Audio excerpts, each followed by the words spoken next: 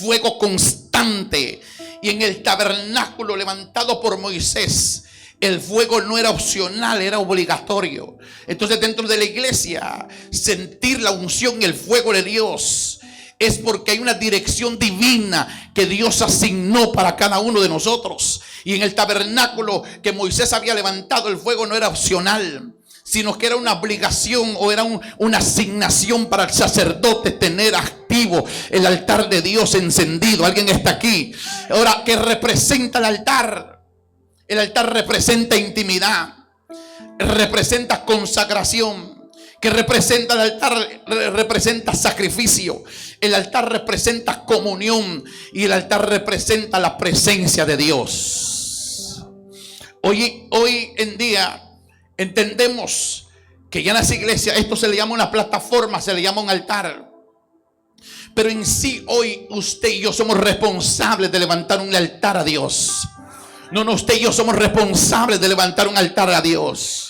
Yo le dije hace unos días que muchas veces la gente tiene la Biblia abierta en Salmo 91 y la pone en la almohada de su cama pensando que eso es el altar. No, entiéndame bien, el altar es la intimidad, lo que yo tengo, lo que yo preparo, la atmósfera que empieza a preparar mi espíritu, la intimidad que yo estoy teniendo con Dios, la consagración que estoy teniendo, el sacrificio que yo estoy haciendo.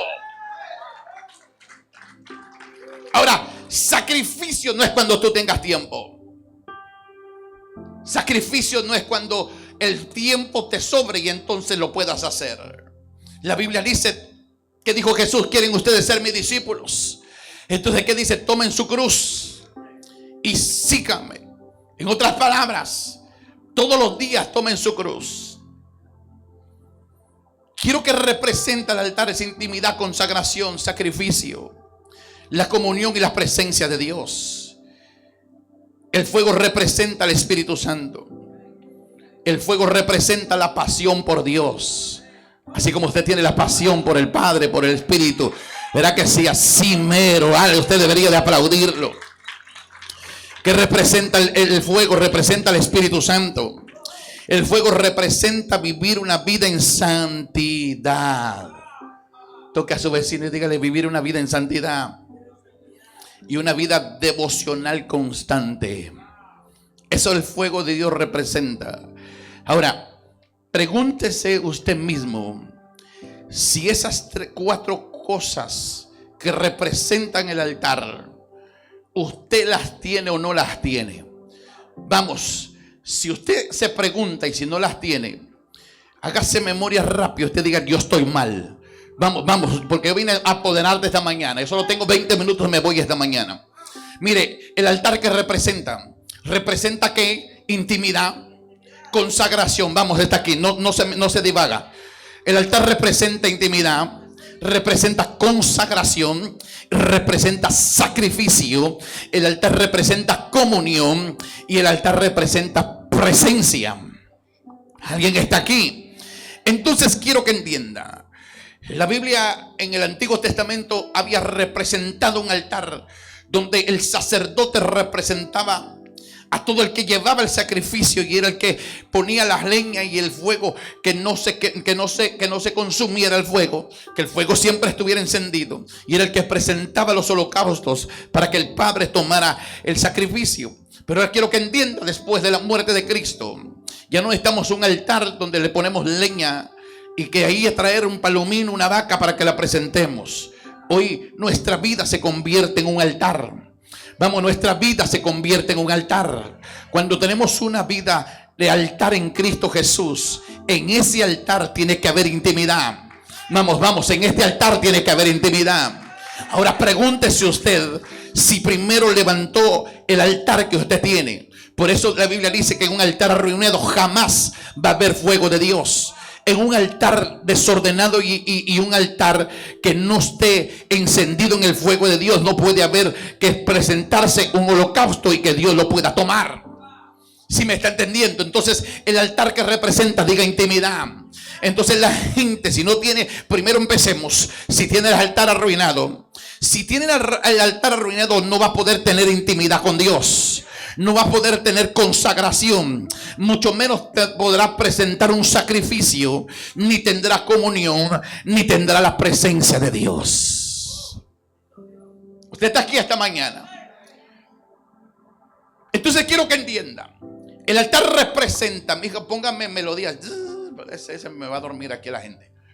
Entonces oiga esto, el altar representa intimidad, diga intimidad, consagración. Toque a su vecino y dígale: ¿cómo está tu altar esta mañana? O ¿cómo ha estado tu altar este tiempo? ¿Ha estado arruinado? Y la presencia de Dios se ha ido, porque cuando hay un altar arruinado, jamás la presencia de Dios llegará. Y usted puede llegar a la iglesia y levantar la mano, pero si su altar está arruinado, la presencia de Dios jamás lo va a tocar. Y esta es la falta de gente sin la presencia de Dios en las iglesias. Mucho culto, mucho canta, mucho escucha palabra, pero nada de unción en la vida de ustedes. Alguien está aquí esta mañana, y ese es el problema más grande, porque el altar, ya no traemos aquí un pollino o una vaca para poder sacrificarla. Hoy traemos todo el que entra. Por en el Antiguo Testamento eran los atrios, el lugar santo y el lugar santísimo, donde entraba la gente, donde se podía presentar. Ahora quiero que entienda, desde que usted corre, desde el momento donde andemos, usted y yo somos el altar. No, lo voy a repetir. Usted y yo somos el altar.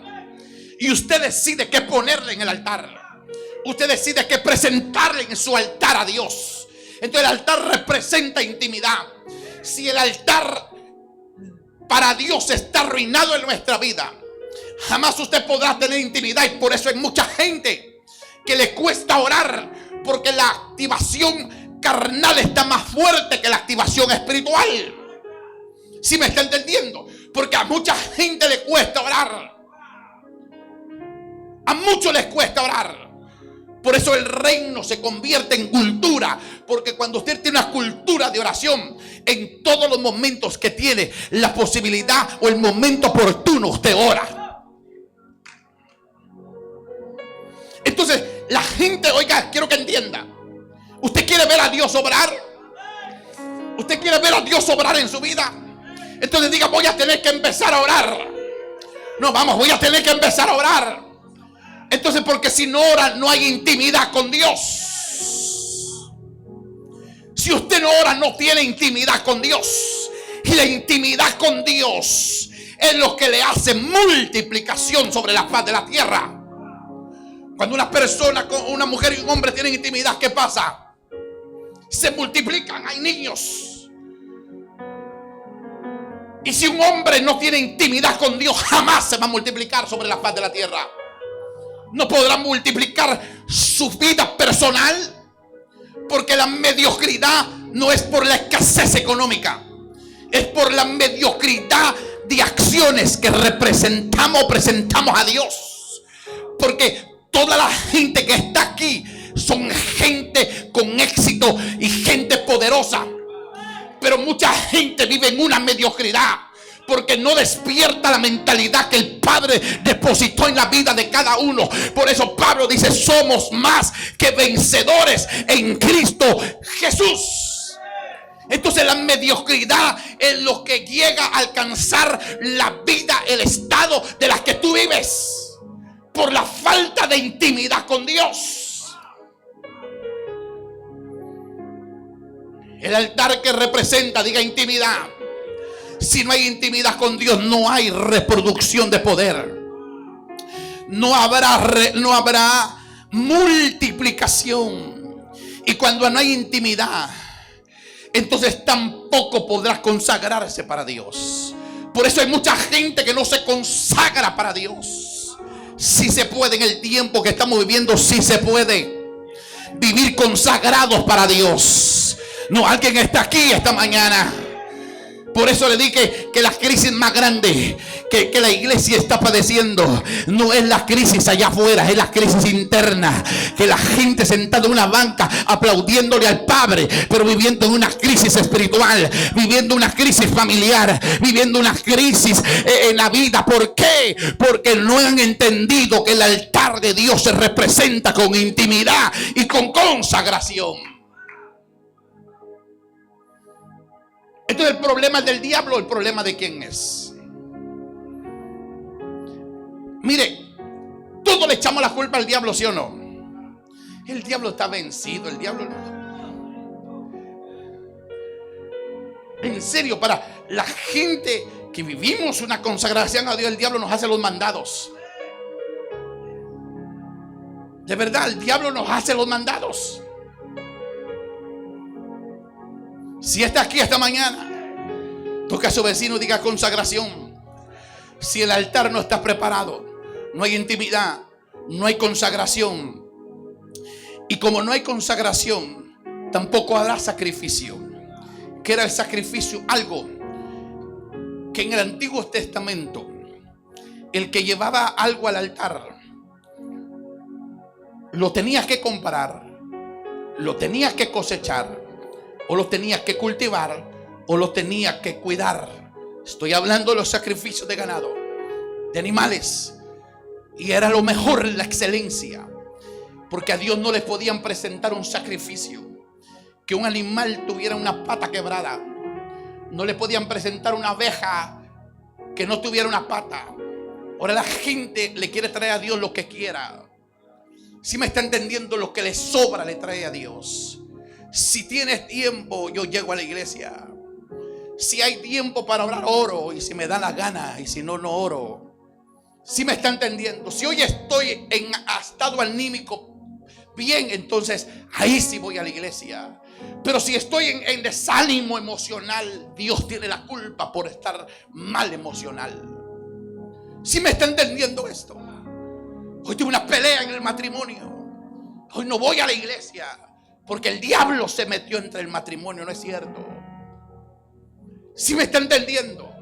Aquí el responsable de nosotros poder levantar, sobre todo le voy a hablar a los sacerdotes o a los hombres casados en esta casa.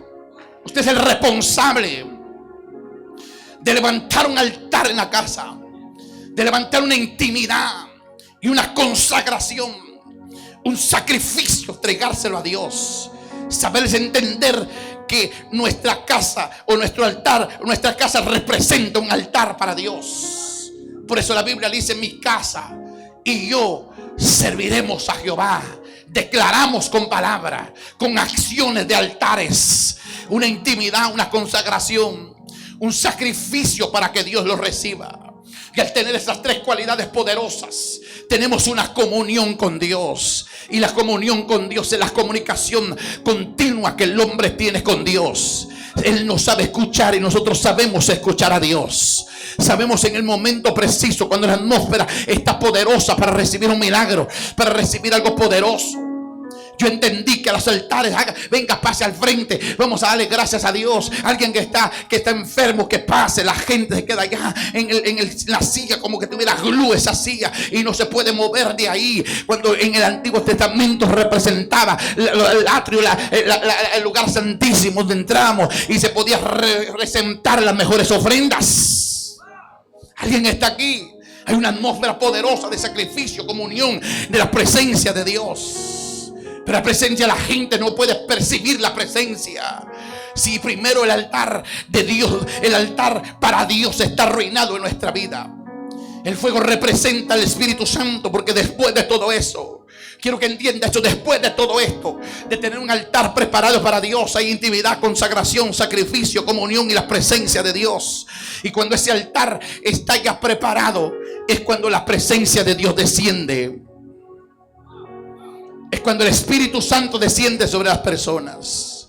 Si estuviéramos llenos del poder del Espíritu Santo, yo le aseguro que estas sillas que están vacías no alcanzarían. No alcanzarían estas sillas que están vacías. Porque la gente correría a este lugar queriendo llenarse de la presencia de Dios. Usted está aquí esta mañana. El Espíritu Santo representa pasión por Dios. El Espíritu Santo los mantiene en una santidad y una devoción constante todos los días. Dios nunca diseñó un altar frío. El problema de la iglesia moderna hoy en día no es la falta de actividades, es la falta de fuego y la presencia de Dios en las personas. No hay por falta de actividad de iglesia que tiene lunes, martes, miércoles, jueves, viernes, sábado, domingo, 2, 3 servicios. O sea, las actividades están allí. Pero el problema es la gente que vive una vida fría, de mortandad, de resequedad, de falta de oración y de falta de consagración con Dios. Y eso hace que el fuego de Dios no se active en las personas. Si está aquí la falta de fuego y la falta de unción, porque el fuego de Dios activa el poder. El poder. Por eso gente que viven literalmente en las iglesias que no tienen poder espiritual. Hay gente que no tiene poder espiritual. Y ese poder espiritual te cambia a través del fuego del Espíritu Santo. En el libro de los Hechos de los Apóstoles nos enseña algo el día del Pentecostés. Que dice la Biblia que lenguas fueron repartidas. Lenguas como de fuego reposaron sobre ellos. Antes del fuego de Dios empieza el temor, el encierro y la confusión en lo que vive la gente. Luego vieron que algo parecido, que dice ahí, a llamas de fuego se colaban sobre cada uno de ellos. Mire qué poderoso. Luego vieron que algo parecido a llamas de fuego se colaban sobre cada uno de ellos. Y el verso 4, mire lo que dice. Fue así como el Espíritu Santo los llenó de ¿qué? De poder. ¿De qué? De poder. Toque a su vecino y dígale: si no tenés poder, es porque no tenés el Espíritu Santo de Dios. Vamos, tóquelo así fuerte. Dígale: si no tenés poder, es porque no tenés al Espíritu Santo de Dios. Entonces oiga lo que dice: fue así como el Espíritu Santo les llenó de poder a todos ellos.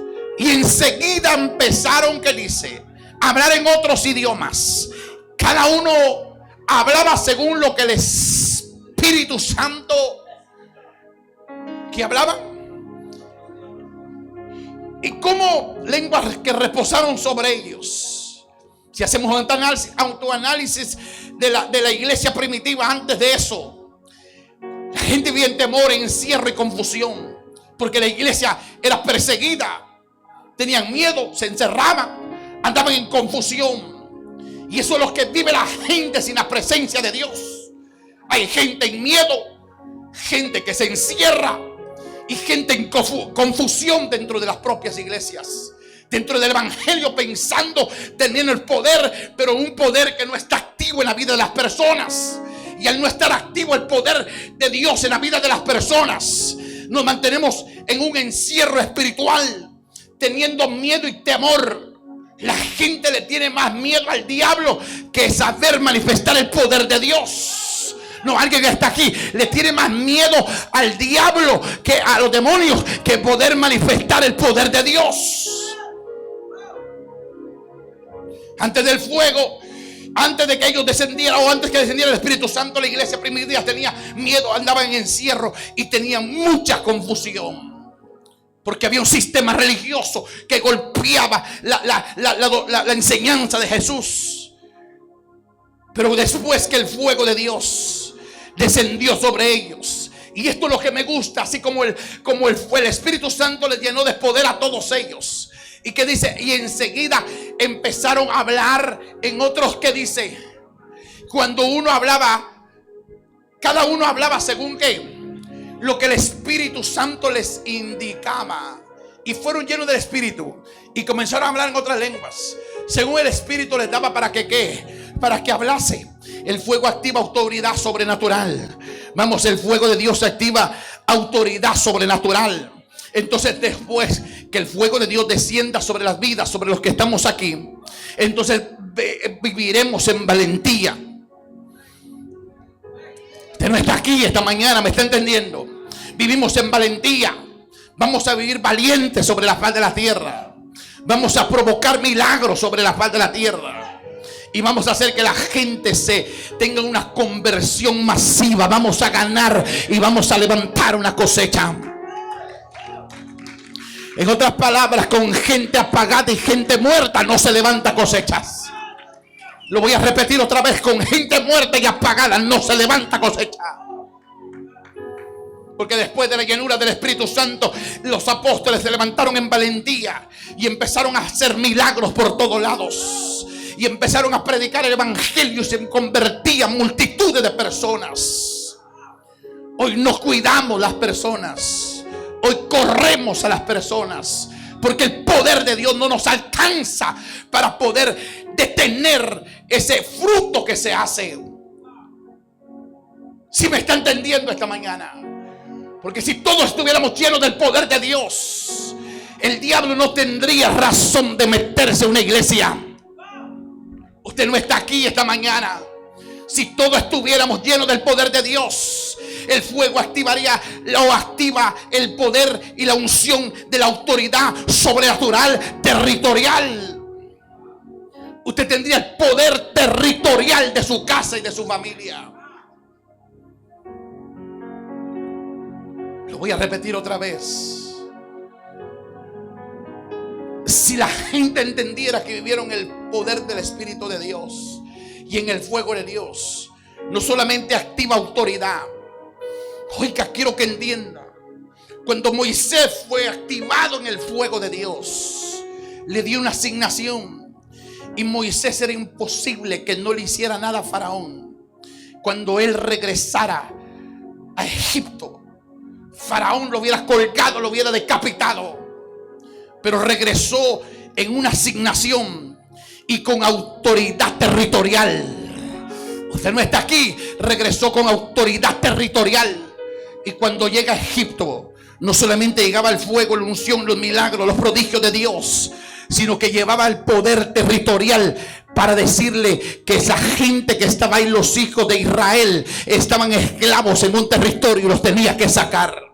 Entonces la gente que aprenda asignación va a correr a los territorios y le va a decir al mundo, al diablo, vas a tener que soltar esas almas. Los vecinos que están ahí, los de trabajo, todos los que están ahí, las vas a tener que soltar. Entonces el fuego activa autoridad sobrenatural y obtiene territorial, el punto territorial.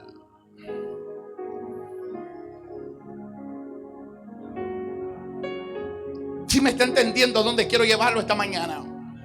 El fuego activa autoridad sobrenatural. Cuando venimos a este lugar, cuando llegamos a este lugar, aquí hay un local de Herbalife y ahí había un brujo. Y yo me acuerdo que estamos levantando esta plataforma y yo dije, aquí no, en esta cuadra no puede existir una iglesia y un centro de brujería. Y le dije, Dios, en el nombre de Jesús, ese se va. Y se fue. Estaba en otra iglesia. Todavía no había pastoreado. Estamos en un día de oración y se me ocurre abrir la ventana. Y abro la ventana. Y enfrente de la ventana había una imagen diabólica. Yo dije, no puede ser. Estamos clamando en oración. El tipo, le dije al pastor, estamos en oración y este tiene que quebrarse. Y un día saca todos sus muñecos ahí al parking. Y yo dije, en lugar de irse, ya sacó sus muñecos. Pero ¿qué quiero decirte con esto? Es que el poder y la autoridad sobrenatural te llega a alcanzar territorios y el diablo tiene que huir. No, usted no está aquí esta mañana.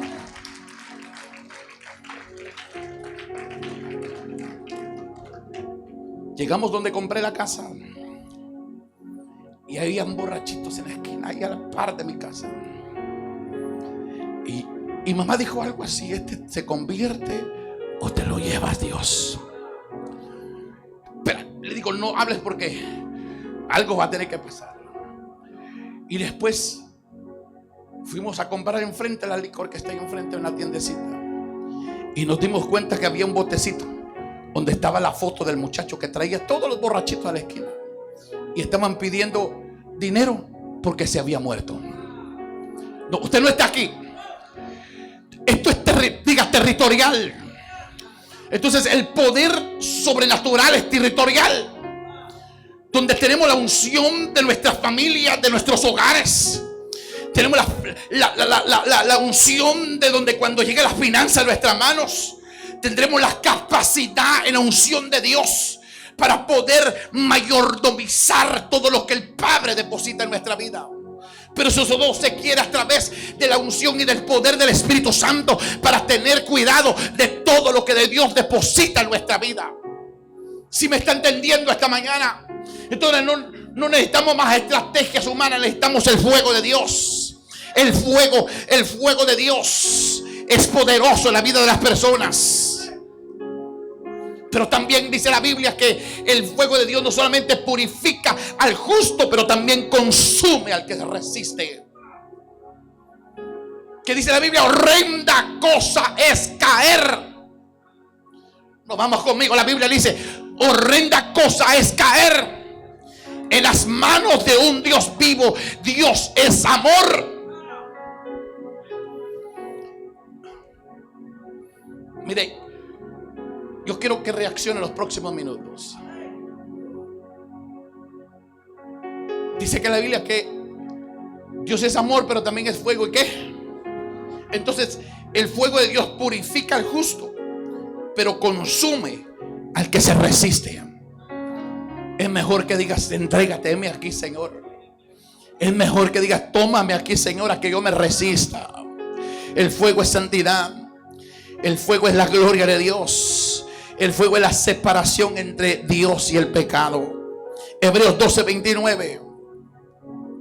Mira lo que dice aquí: porque nuestro Dios es como un fuego. ¿Qué dice? Uy, al que resiste. ¿Qué dice aquí? Porque nuestro Dios es como un fuego. Porque nuestro Dios es fuego. Cuando el fuego se apaga en una vida. En la Escritura vemos que lo que ocurre cuando el altar se descuida. La señal de un altar apagado es gente sin oración, o hombres sin oración. Gente tratando de adorar pero sin quebranto espiritual. Hay gente que sirve pero sin pasión. Hay gente que escucha predicación pero sin la convicción de la palabra. Porque el altar no le permite recibir el sacrificio que tiene. Señales de altar apagado: gente sin oración. Porque a su vecino dígale: no serás vos uno que los que no oran. No serás vos el que no ora. Dígalo, tócalo. Te vino a liberar esta mañana. Esa es una señal de un altar apagado. Sin tanto explicarte, solo con que no ores, tu altar está apagado. ¿Para qué te voy a explicar una hora más del altar apagado? Mejor solo te digo: pensá, si no oras, tu altar está apagado. Nos vamos, nos despedimos. Gracias, se terminó la prédica. Está aquí esta mañana. Señales del altar apagado es oración, sí. O hombres, mujeres sin oración. Gente tratando de adorar pero sin quebrantamiento. No quiero ofender a nadie, pero yo he visto muchos de ustedes que cierran sus ojos, pero nunca les he visto una lágrima. Nunca les he visto una lágrima. Y yo creo que en la presencia de Dios no hay hombre que se resista. Cuando Dios te toca, mano, o estás activo en la presencia de Dios, en cualquier momento lloras. Pero llegar a la iglesia como este, el recinto, que la alabanza esté sonando y que no logres conectarte a la presencia de Dios, hay una preocupación muy grande, demasiada grande contigo. Demasiado. Por eso el diablo, por eso eres presa fácil para el diablo. Te entretiene. O sea, para el diablo y para ti, este lugar es un lugar de entretenimiento, no un lugar de empoderamiento. Porque para la gente activa en el espíritu, donde tiene su altar, está buscando más leña. La leña es la palabra. Alguien está aquí: tengo mi altar, pero hoy voy a buscar un par de leños más poderosos para ponerlos en mi altar, y mi altar siga encendido, para que ese altar no se apague. La oración es la comunicación entre el hombre y entre Dios. Hay gente que adora pero sin quebranto. Entonces no se convierte en oración, se convierte en un momento donde cierra sus ojos. ¿Usted no le ha pasado muchas veces que cierra sus ojos, la alabanza está sonando pero está pensando en otra cosa? ¿Verdad que sí? A muchos nos ha pasado, pero esa es la carnalidad. El diablo te quiere sacar. Pero cuando la gente está en el espíritu, automáticamente sujeta la carne y activa el espíritu para adorar a Dios. Hay gente que cerrando los ojos le perturba el diablo la mente. Hay una perturbación mental en la vida de las personas y no logran entrar a esa presencia. La gente sirve, hay servidores que están sirviendo, les gusta el servicio, pero no tienen pasión, porque la pasión te la da el Padre, te la da Jesús, te la da el Espíritu Santo. Hay gente que escucha predicación pero sin convicción, sin ser convencidos de lo que están escuchando. Hoy sacamos todo pecado. Hoy sacamos todo pecado. Mire, unos no se atreven a decirme. Hoy renunciamos a todo pecado del diablo. No, grítelo fuerte, amén. A ver, le estoy diciendo predicación sin convicción. Estoy diciendo suelte al diablo, suelte el pecado. Está viendo si todavía le sale la voz o no le sale la voz. Está aquí esta mañana. La gente se congrega pero sin transformación. La gente está dentro de una iglesia pero sin transformación. El llegar aquí y sentarte ahí no significa que ya tú eres transformado. El sentarte en una silla no significa que tú eres transformado. Lo que significa la transformación es que tu altar delante de Dios esté edificado. No es que Dios se haya ido, porque la gente no siente a Dios. No es que Dios se haya ido, sino que descuidaste el fuego de su Espíritu Santo y lo dejaste de hace mucho tiempo. Y hace mucho tiempo no sentiste a Dios y ni siquiera lo has sentido, ni siquiera lo anhelas, ni siquiera lo pides. Descuidaste el altar. Y cuando el altar se descuida, 1 Samuel capítulo 2, dice la Biblia que Elí permitió la corrupción en el sacerdocio y el resultado fue que la gloria de Dios se retiró. Quiero que entienda eso, porque mire lo que dice. Vamos, 1 Samuel. Después de esto, Elcana y su familia regresaron a casa en Rama.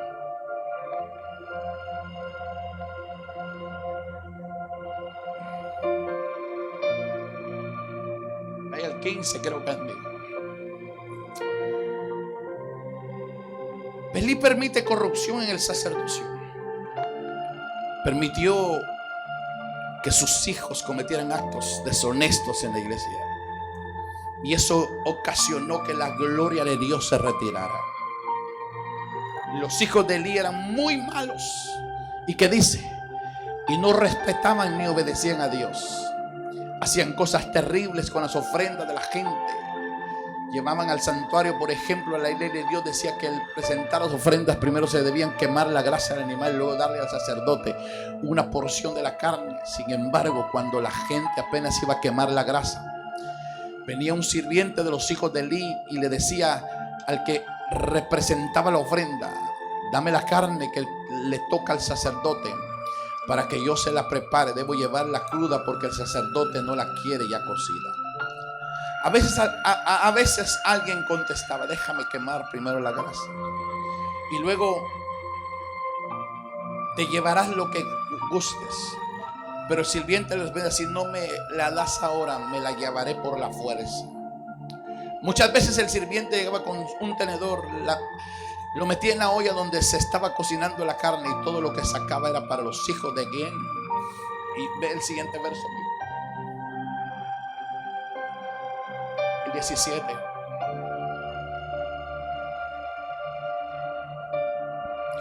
Era pues muy grande delante de Jehová el pecado de los jóvenes, porque los hombres menospreciaban las ofrendas a Jehová. Que dice, era muy grande que el pecado de quienes, de los jóvenes, porque los hombres menospreciaban las ofrendas. Cuando el altar se descuida, la presencia de Dios se debilita. Primera de Reyes capítulo 18. Yo quiero que vaya preparando por los próximos segundos algo poderoso. Voy a ir cerrando estos minutos. Elías, mire lo que dice. Entonces Elías le dijo a todo el pueblo: acérquense a mí. todos se acercaron. ¿Y qué hizo Elías? Mire lo que dice. Y Elías construyó el altar que estaba, ¿qué dice? Toque a su vecino y dígale: ¿te atreves esta mañana a construir el altar que ha estado arruinado? Lo que estoy enseñando hoy, lo que quiero llevarte hoy a tu espíritu, meditando en el Señor de madrugada y pensando en los altares y pensando en ustedes, le preguntaba a Dios por qué muchas veces se limita la presencia en lugares como este. ¿Por qué tanta presencia de Dios y se limita la presencia de Dios? Y Dios me dijo y puso en mi espíritu este verso y esta palabra en Elías, para que la gloria de Dios descienda en la vida de las personas. El llegar aquí y usted decirle: oiga, escúcheme bien, y decirle a Dios: dame fuego, dame unción, lléname, y pedirle a Dios lo que usted quiera pedirle. Eso no ocasiona que Dios descienda con lo que usted le pide, sino que el cielo lo va a escuchar cuando todo esté preparado, listo para que el fuego descienda. En otras palabras, escúcheme, el llegar a la iglesia es bueno, no falte, pero lo más hermoso en la vida de las personas es tener preparado el altar para que cuando el hombre hable, el cielo escuche y el fuego de Dios descienda sobre nuestras vidas. Yo creo que hay que anhelar a Dios más y más de su presencia. Yo creo que hemos vivido años en las iglesias tratando de cantar y tratando de levantar una adoración, pero creo que hoy se terminó esa rutina en la cual el hombre vio a Dios como rutina. Hoy yo soy el responsable cuando llega a un recinto como estos. Yo soy el responsable de llegar a mi altar listo y preparado para que el fuego de Dios descienda. Te lo voy a repetir una vez más. Nosotros queremos que el fuego de Dios descienda. Entonces Elías le dijo a todo el pueblo: acérquense a mí. Y dice, todos se acercaron. Y entonces Elías construyó el altar de Dios que estaba, que dice la Biblia, estaba destruido, derrumbado. Y antes que descienda el fuego de Dios sobre tu vida, ¿cuántos anhelan el fuego y el poder de Dios? Nos vamos, levantes tu manita arriba. Y de verdad, si la iglesia anhela su presencia, deberían estar en la mente pidiendo su presencia, su espíritu. Antes que descienda o descendiera el fuego, ¿qué fue lo que hizo Elías? Diga: reparó el altar. Vamos, reparó el altar. Yo reparo el altar. Todo lo que ha estado destruido en mí, mis actitudes, mis pensamientos, mis acciones, han hecho que la presencia de Dios se vaya. La Biblia dice: no contristéis al Espíritu Santo de Dios. Muchos hemos contristado al Espíritu de Dios. Por nuestras acciones hemos dejado que el Espíritu Santo se aleje. Se ha ido el Espíritu Santo. Y llegar a la iglesia aquí queremos que todo se materialice, pero déjame decirte, todos los que estamos aquí somos responsables de manejar una gloria y una presencia. La Biblia dice que en la iglesia primitiva los apóstoles y la gente estaban unidas y estaban unánimes, todos en el mismo sentido. Por eso Dios agregaba día tras día a los que iban a ser salvos a la iglesia primitiva. Y yo creo fielmente que hoy, en esta mañana, antes que descienda el fuego, tienes que reparar tu altar. Yo le dije y le pregunté y le dije a usted si usted quiere el fuego de Dios. Usted dijo que sí, dijo amén, otros gritaron que sí.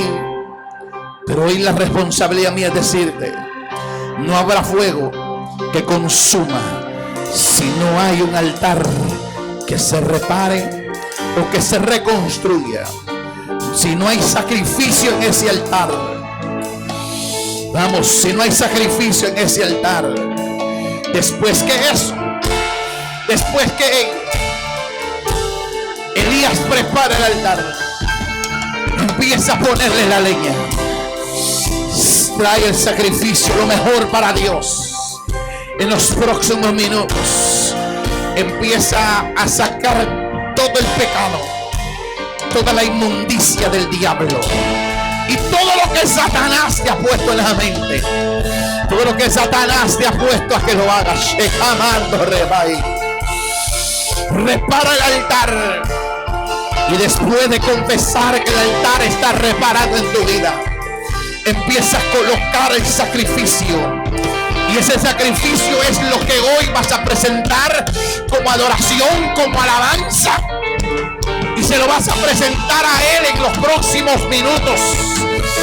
Le vas a decir a Él: repara el altar, produce santidad, activa la obediencia y trae la transformación.